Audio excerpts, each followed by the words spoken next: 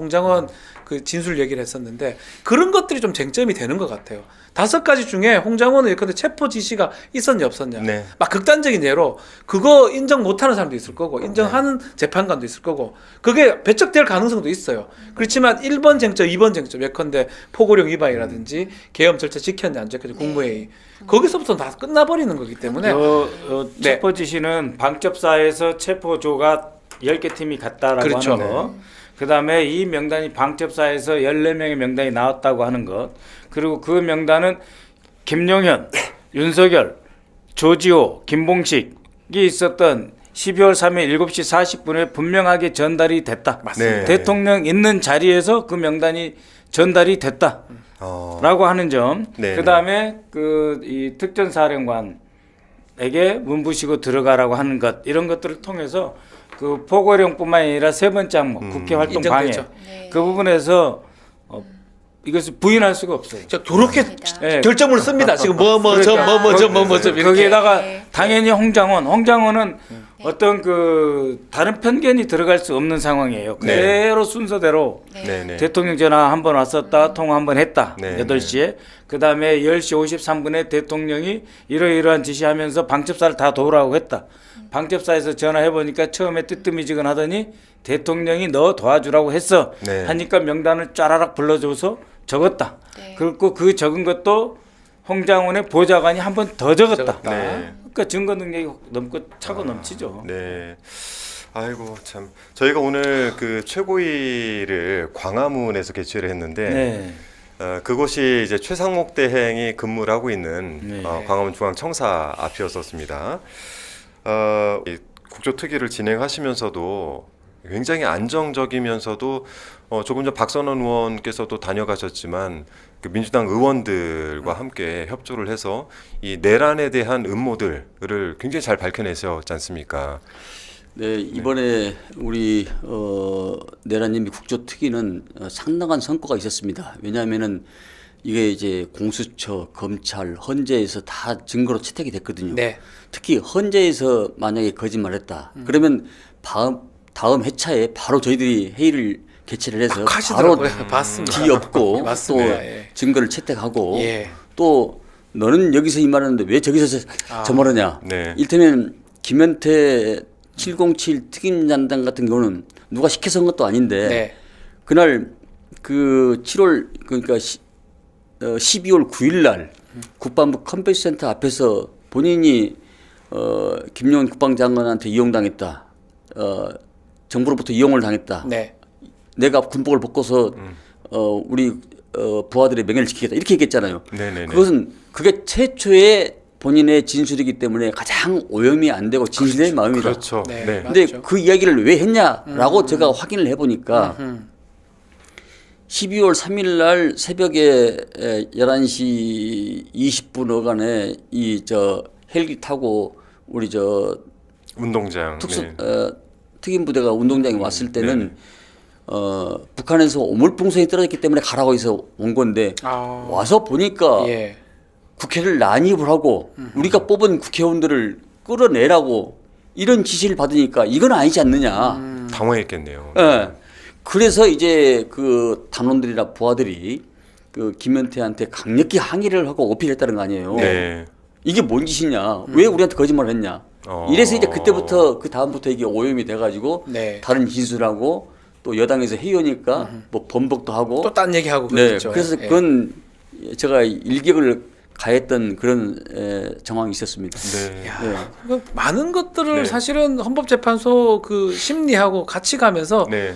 두 개가 저는 되게 병행이 잘 됐다는 생각을 많이 네네. 했었는데 근데 문제는 여당 의원들이 조금 협조를 너무 안 해서 조금 안 좋은 모습들이 많이 보였던 것 같기도 하던데요. 그것은 저희들은 자기들은 내란당이기 때문에 얼마나 수치스럽겠습니까?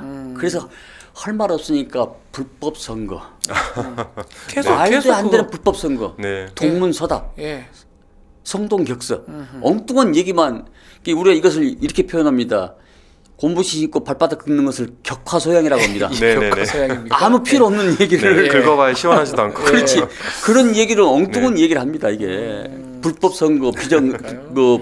부정선거 얘기도 하고. 제가 그래서 그렇게 얘기했습니다.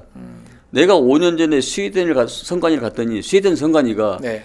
대한민국 선거 제도가 선진적이어서 벤치마킹을 하려 자기가 하겠다. 스웨덴에서요? 스웨덴에서. 네.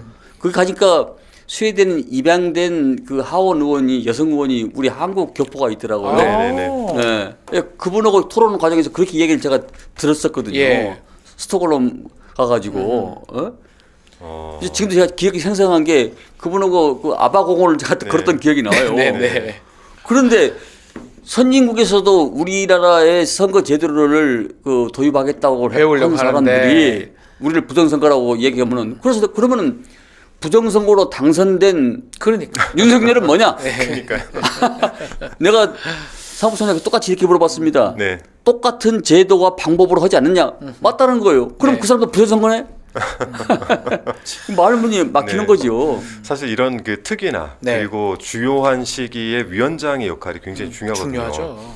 왜냐하면 상대들의 허점을 이렇게 잡아내는 것도 중요하고 전체적인 진행도 중요하고 또한 아까 일정도 말씀하셨는데 상대의 허를 찌르는 일정을 만들어내기도 하고 그래서 국조특위를 보면서 저도 거기 가고 싶은데 한번 지원했었는데 예, 떨어졌어요. 못 갔죠.